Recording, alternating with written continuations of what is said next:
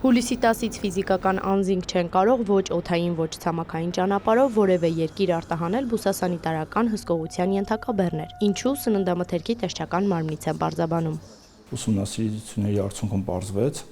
որ իրականում մեծամասամբ ֆիզիկական անձինք արտահանում չեն իրականացնում, այլ ոլորտում մասնագիտացված մի շարք գործարարներ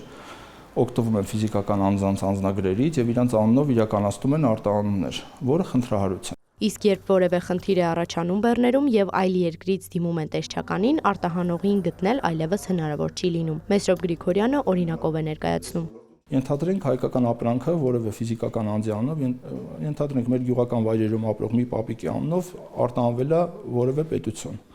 Հետագայում, եթե այդ պետությունից տեսչական այցով գան մեր երկիր ստուգումների, որովհետեւ դա մեր ոլորտում ընդունված պրակտիկա է, որ երկրներում մենք իրականացնում ենք արտահանումներ, նաեւ այդ տվյալ պետության իրավասու մարմնի աշխատակիցները կարող են տեսչական այցեր իրականացնել մեր երկիր, պարզելու համար, որ արտադրողներն են, որ արտահանողներն են, իրանց ապրանք ուղարկում եւ ինչ պայմաններ ունեն։ Եվ եթե մենք ուղեկցենք այդ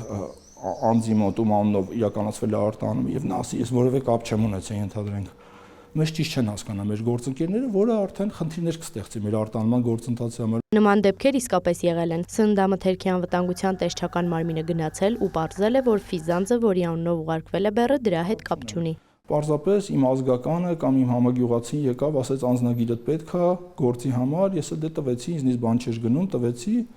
ես որևէ կապ չունեմ եւ դա արդեն խնդրահարույց է մեր համար։ Իսկ այժմ մեր շուկան ակտիվորեն դիվերսիֆիկացվում է, շարունակվում է Պաշտոնյան եւ յուրաքանչյուր երկիր ունի իր պահանջները։ Մենք պիտի փոխենք մեր գործելավոճը սկսած գյուղացիական տնտեսություններից,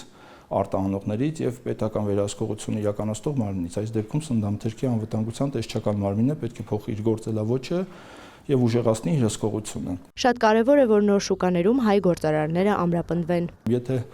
մենք չկարողանանք բավարարել տվյալ պետությունների պահանջները, դա խնդիր է լինելու մեր համար եւ բնականաբար մեր ապրանքը արդեն դուրս կմղվի շուկայում։ Իսկ կկարողանան արդյոք մարդիկ անձնական օգտագործման համար այլ երկիր, օրինակ մի քանի կիլոգրամ միրգ տեղափոխել։ Գրիգորյանը մանրամասնում է, միջազգային պրակտիկայում ընդունված է անձնական օգտագործման համար այլ երկիր բեռներ տանելը, սակայն կախված երկրից քանակը կարող է փոփոխվել։ Երկիր կա ընդհանրապես չի ընդունում, իսկ երկիր էլ կա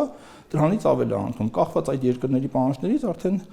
կլինի մեր գործողությունները։ 2000-ից ավելի ֆիզիկական անձ նախորդ տարի մինչև 20 տոննա ֆիտոսանիտարական հսկողության ենթակա բեռ է արտահանել, ինչը բարձր ցուցանիշ է։ Այս տարի նման տարբերակ այլևս չի լինի։ Նոր շուկաներ մուտք ունենալու համար արտադրողները պետք է համապատասխանեն նոր պայմաններին։ Էմմա Վարդանյան, Հովհաննես Քյոսեյան, լուրեր։